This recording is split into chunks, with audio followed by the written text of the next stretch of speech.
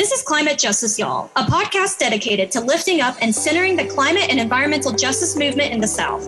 Despite the South being the most biodiverse, diverse, and one of the largest economic engines in the world, we are underfunded and often barred from the decision-making table. Because of that, we decided to pull up a chair and amplify the stories of communities in the South hit the hardest by the climate crisis. We're using good old-fashioned storytelling to shine a spotlight on these Southern leaders from all walks of life, putting in their blood, sweat, and tears to transform the region. The usage of y'all in the title is on purpose. We are honoring our Southern heritage of creativity, resilience, and ingenuity. All right, y'all, it is season 2 of Climate Justice, Y'all. Let's get started. All right, good afternoon, Dr. Greer. Could you introduce yourself and talk about CARES, or the Center for American Indian Research and Studies? Okay, so Tammy Greer. I'm a tribal member of the United Houma Nation, and I work at the University of Southern Mississippi, and we have a Center for American Indian Research and Studies, and I co-direct that center with a friend of mine, Jeannie Gillespie, and we sort of do research but also outreach into Native communities in the Southeast. That's amazing. Could you tell us more about what the outreach looks like in the Southeast?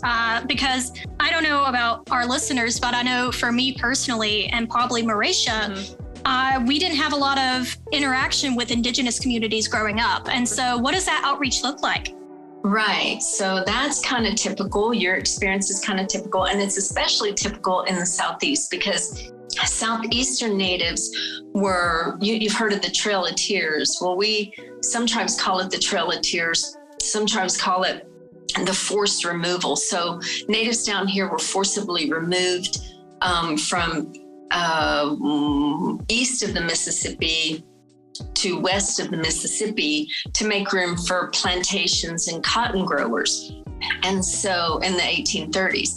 And so we down here, the people who stayed, that is, had to sort of be quiet and keep to ourselves and lay low and kind of hide in plain sight. Like a lot of our tribal members hid out in woods and swamps, and my tribal members, the Houma, hid out in swamps and, didn't really, weren't able to really have a voice in really anything.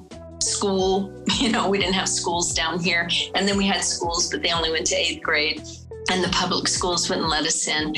And so that history, I guess you'd imagine, has a legacy. I mean, you don't just do that to a people for 100 years and then they all appear and, they're happy to be them, So it had a legacy. And so down here, the Center for American Indian Research and Studies, we elevate our tribal members. So it's like we have powwows and, that's kind of a pan-native thing. And we have school days that teach like 4th graders who are studying Mississippi history about Native Americans down here. And we bring friends with us to do that. So it's like when we talk about stickball, we don't only talk about stickball, we play stickball with the kids. And so they get a different experience of natives down here because of our outreach efforts. And I go give talks and, we write grants right now. I told you I have tribal members on the other side of this wall who have brought their crafts for me to video and tape and interview them about their process and all the cool stuff that they can do. And so, like that. That's great to see that y'all are working towards healing a community that's had so much just trauma. Yeah, trauma and just a burden of just feeling like white supremacy. Yeah. Let's shoot it straight. Right. I was trying to go around it, but pretty much, yeah. So speaking of that, in today's episode with you, we want to talk about Indigenous healing in plants. And we see that you teach stats at the University of Southern Mississippi, and you've obviously done a lot of work with CARES. Can you talk about the intersectionality of health and our relationship with the planet? Well, I can study this because, being trained up in statistics, really the idea is you go and work with someone who I do, Jennifer Lomax, who's a nutritionist. You work with someone in a content area and, you bring your stats to the table. And also stats is a way, I'm going to say this first. Stats is a way of knowing the world, but there are indigenous ways of knowing the world as well. So there are lots of ways of knowing the world. And stats is one, and research is another. And then, the tribal people who have lived among, on the water, among these plants for, them, and then their relatives lived there, and then their grandpa lived there, and then they know the world too. They know this world very, very, very well. And so what I do is, or what I can do because of my stats background, is I'm able to go into the literature and look to see sort of if what these tribal folks are saying about these plants is verified by Western knowledge. So, and I don't depend on it, but it's another way of knowing. So, let's see an example.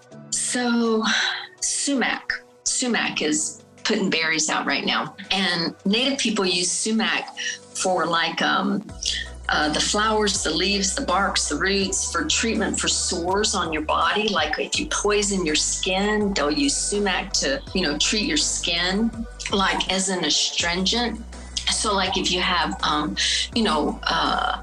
face, things on your face, like pimples on your face or something like that. So that's how natives use sumac, as like a sore skin treatment like that.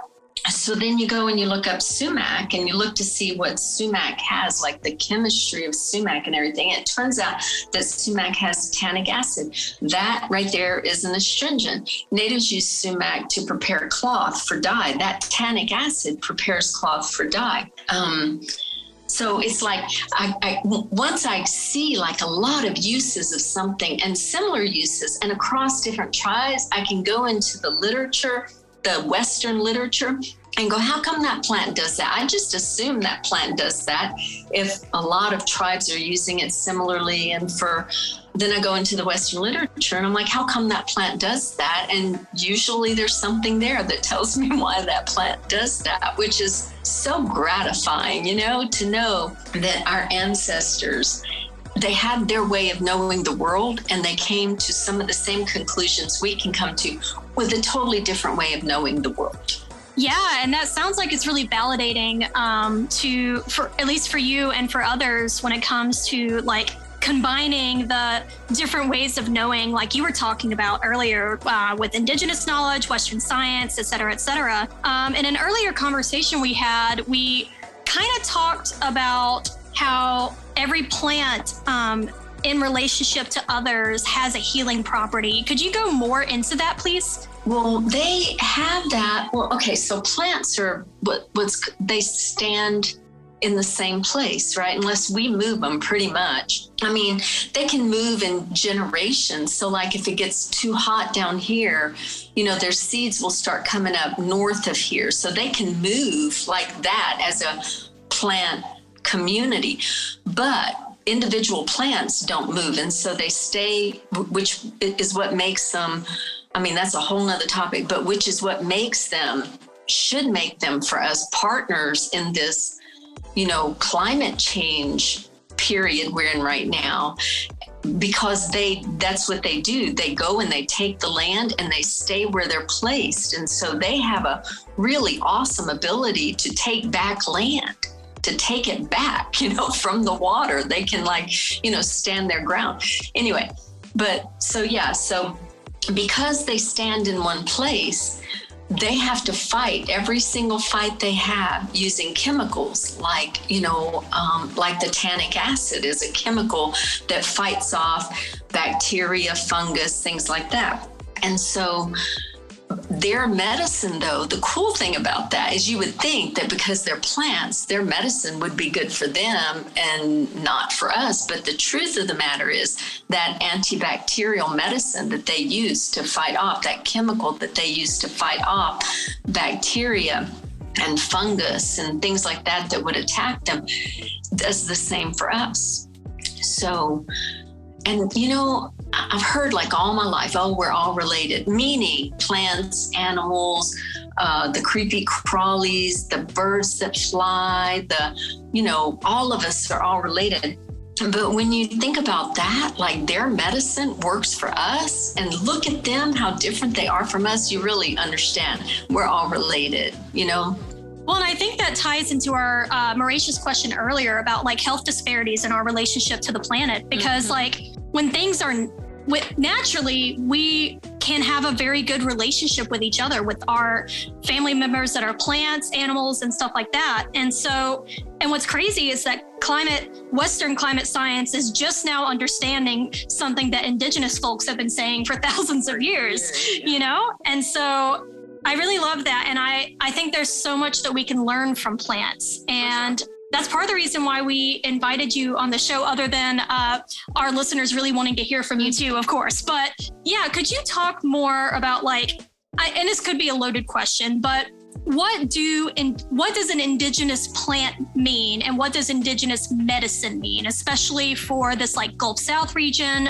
Because the Houma Nation is in Louisiana, I think is what you said. And you live in Mississippi now, and we're in Alabama. So what does that all mean? And then as a follow-up question, could you talk about the medicine wheel garden that y'all have at your university, which is amazing that a university is doing that? Yeah, right. Right. Okay. So indigenous plants and indigenous medicine and the medicinal garden. That's what you want me to talk about.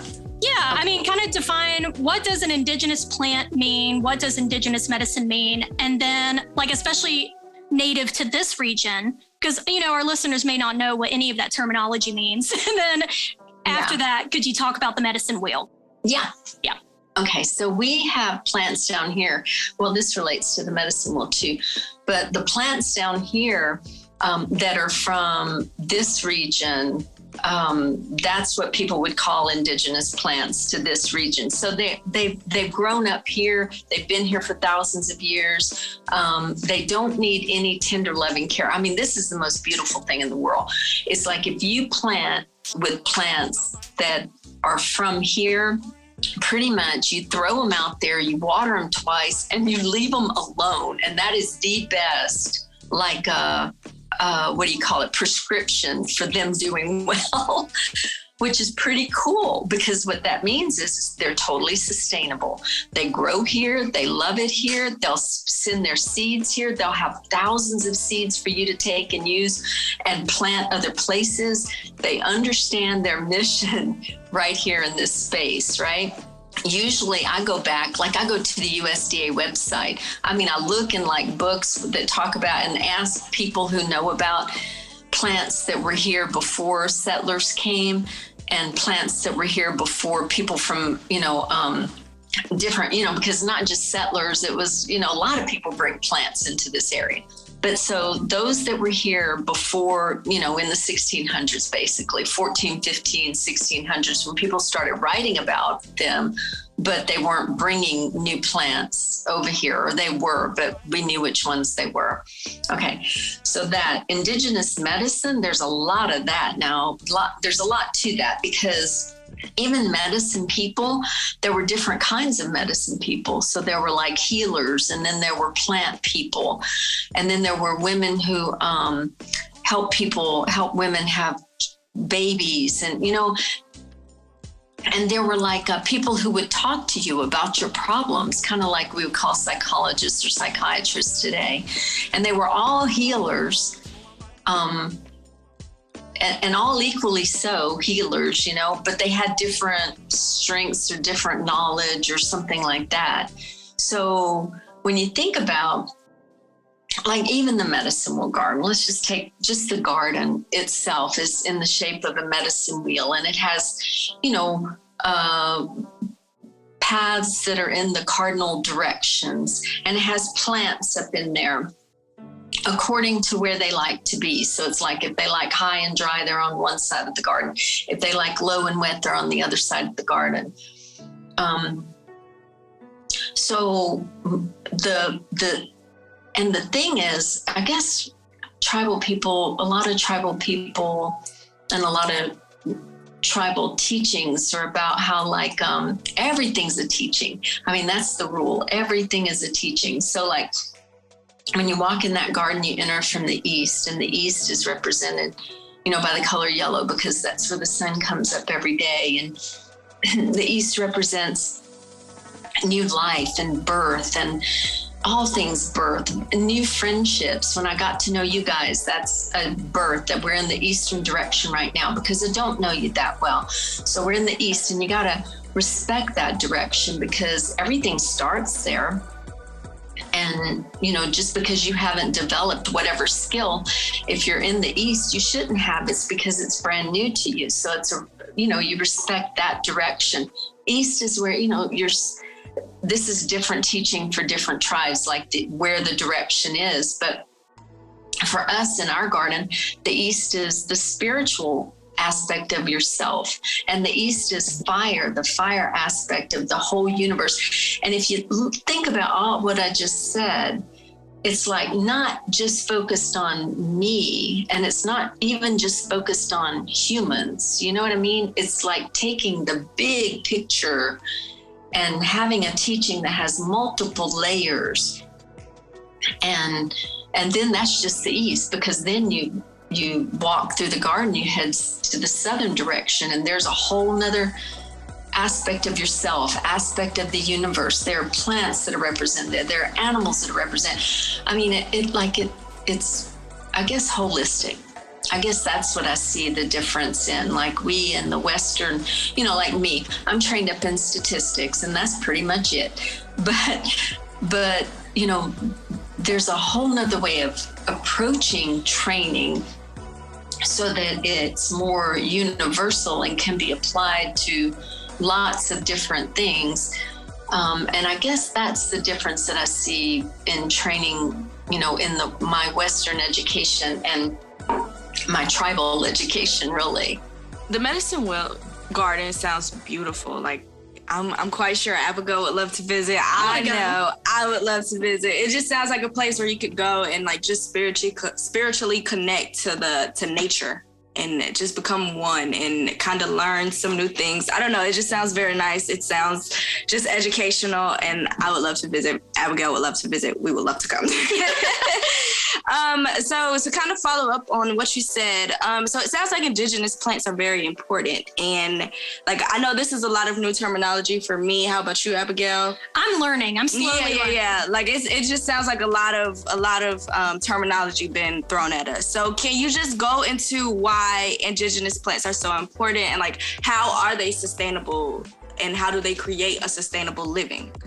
Well, okay, the way I think about it, and I don't know about other people, but the way I think about it, these are the plants, these are the food and the medicine and the drink and the building materials and the weapons and the dyes that allowed my ancestors to survive. So I would not be here if these plants had not been here. And so as far as I'm concerned, for me anyway, I mean, and the garden is part of this, I owe, it's like when they get in danger, I need to make sure I'm elevating them. When they get in danger of being overlooked as important and, necessary, it's my job to elevate them. When I get in danger, like my health is in danger, they elevate me, right? They sacrifice their lives for us. Really, think about it. When you eat a plant, that plant has sacrificed itself for you. And you have to respect that, So I feel like for me anyway, me elevating them is just part of the reciprocity, it's just part of keeping the balance of everything. It's like we do for them, they do for us, they have done for us for thousands and thousands of years. So this garden is about us doing for them, because here's why. Because even though there's medicine in every single one of them, there's dyes in a bunch of them, because I use those dyes. There's, building materials and tools and weapons and all of what I said in them, people still call, like, let me just give you one example, the Yopan plant. They call that a trash plant. A trash plant, like A trash plant? yes. I mean, Why would you? Why that doesn't even? That's kind of like how people call dandelions weeds, and they are so good for you. That just kind of that's insane. Yes. And here's the thing, but it's beautiful. The story is beautiful anyway, even though like there's a misunderstanding. Okay, I can relate to it as a Southeastern American Indian person, and, having, my ancestors come from Southeastern American Indian people, I can relate to that plant because that plant was totally misunderstood by European settlers, the people who came in. What they saw is like a ceremony that natives used to use, which is they would drink that plant, drink Yopan, which, by the way, has caffeine in the leaves, the only really viable source of caffeine in any plant in North America, akin to yerba mate from South America. It's its North American counterpart. Only grows along the coast, was traded all over North America by Southeastern natives because of that caffeine, like a morning pick-me-up and all. Okay, so that plant right there got named by whoever names these plants, Ilex vomitoria, because they saw natives ingesting tea made from that plant, sometimes with other things in there, but sometimes just a really strong version of the tea. A bitter version of the tea, which that plant's not usually bitter, but if you cook it long enough, it'll turn bitter because of the tannic acid again. But they would ingest that Ilex, they would ingest that tea and purge themselves, purposefully purge themselves, not accidentally purge themselves. They would ingest enough tea to purge themselves, and they would, as a like a ceremonial thing where they were cleansing the inside of themselves, and they would bathe in the river to cleanse the outside of themselves, making, and this is beautiful, making themselves pure inside and out for whatever negotiation was going to come up, or whatever fight or whatever war or whatever was coming their way, as a ceremony. And if you think about that, the Europeans saw that, and of course they misunderstood that, like they misunderstood a lot of what like they called, native savages and things. They misunderstood a lot of what was going on. Also, they misunderstood that plant. That plant got a bad name, Ilex vomitoria, which it does not make you vomit. I can drink it every day of my life. I do drink it a lot. I never have vomited. But then people quit using it and quit, selling it and quit. And now it's called a trash plant. Can you imagine? Think on that. It was a ceremonial. And not only ceremonial, like, in that it had caffeine, and also it could let you purge if you wanted to purge, but also it has, in native cultures, a lot of native cultures, and down here 4 is like a sacred number. So 3 is a sacred number. It means balance, and 4 is like completeness. Okay, it has 4 petals that face in opposite, like the cardinal directions, north, south, east, and west. They're lined up across from each other. 4 petals, 4 seeds. 4 seeds inside of 1 ovary, 4 sepals, 4. I mean, it's just like got all the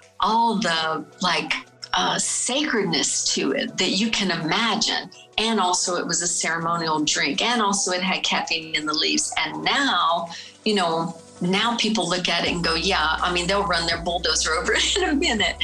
And so bringing back to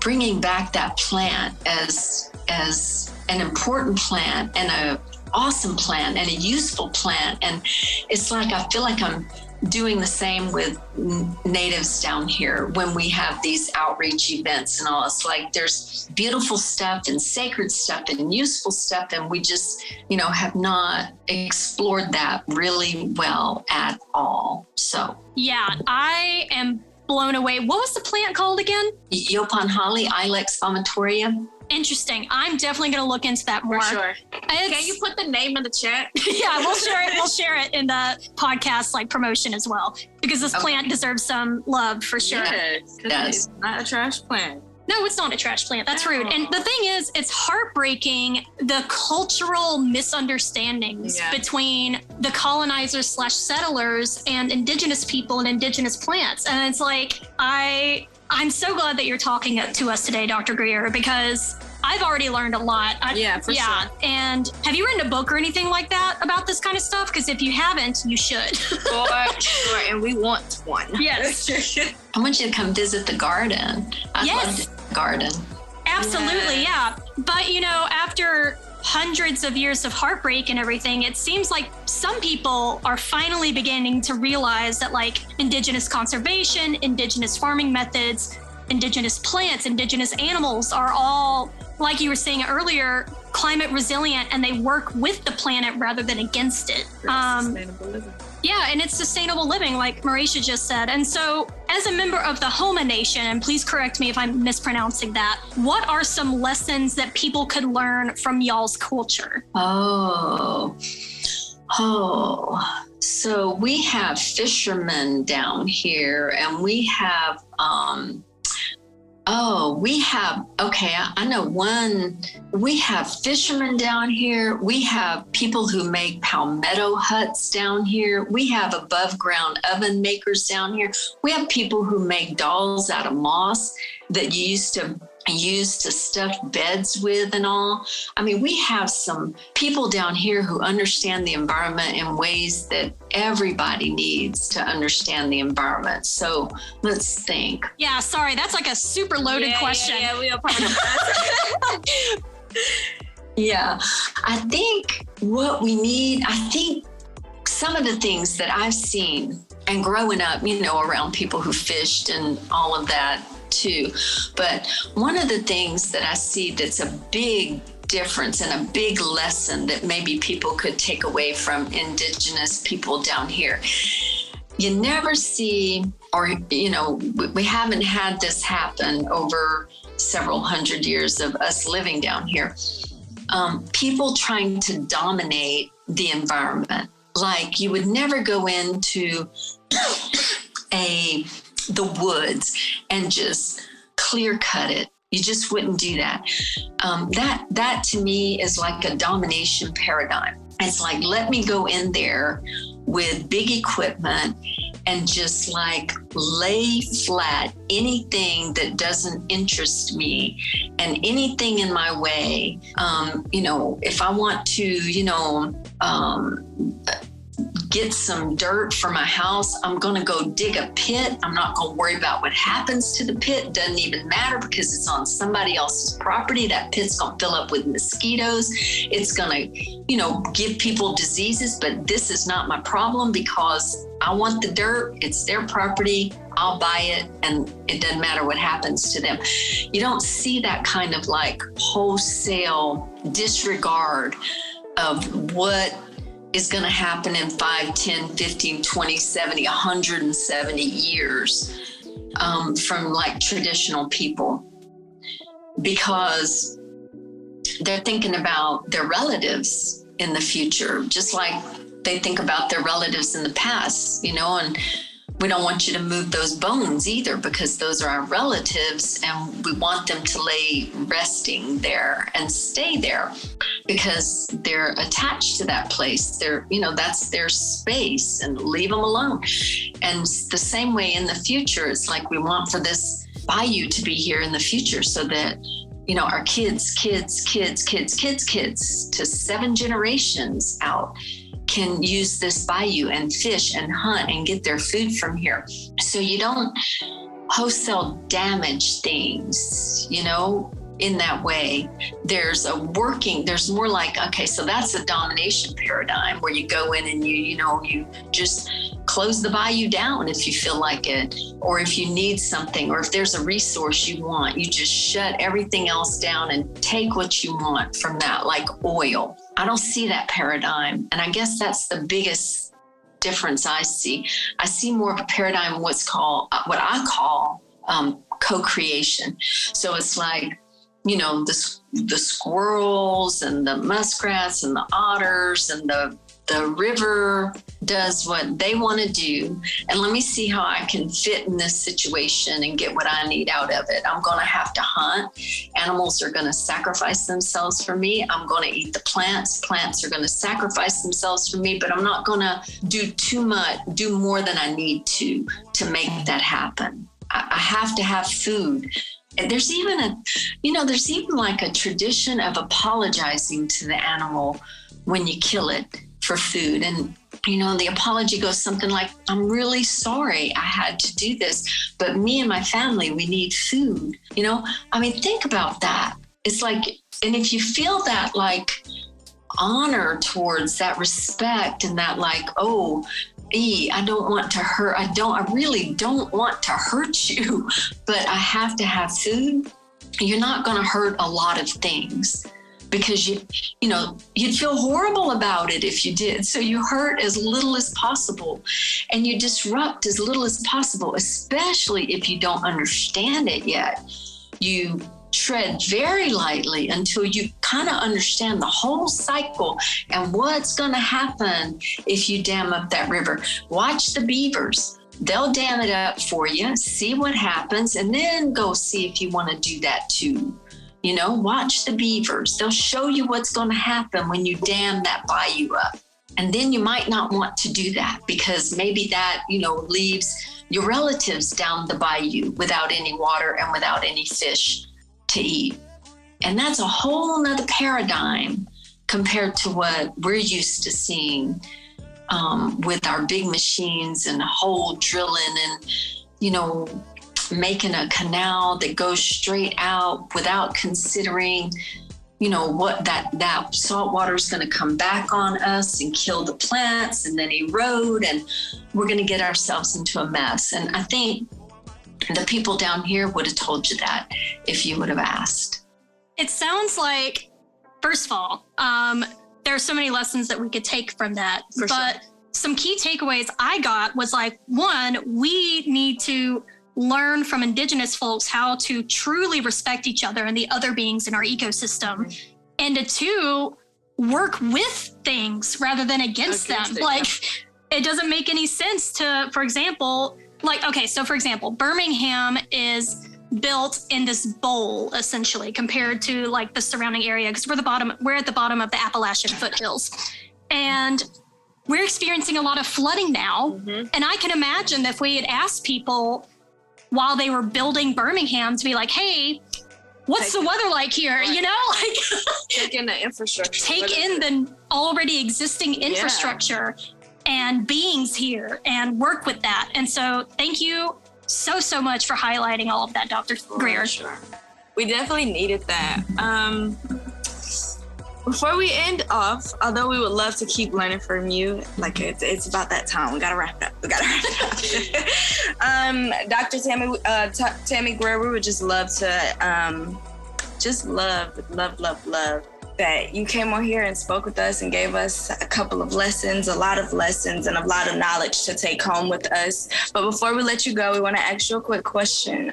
What gives you hope to keep going, to keep fighting, to keep helping those around you, to keep pushing for sustainable living? What gives you hope? Well, I mean, you guys are asking about it. You're young and you're asking about it. That's like hopeful, right? That's like, oh my gosh, there's some kids out there who want to know. I mean, that gives me hope. We have tribal youth who want to know about these, you know, basket making and palmetto. That gives me hope that I can stand in the middle of two really different worlds and sort of bridge that gap, and that I haven't gotten fired from my job or kicked out of my tribe. That gives me hope. So like that. That's great. Thank you. You're very welcome.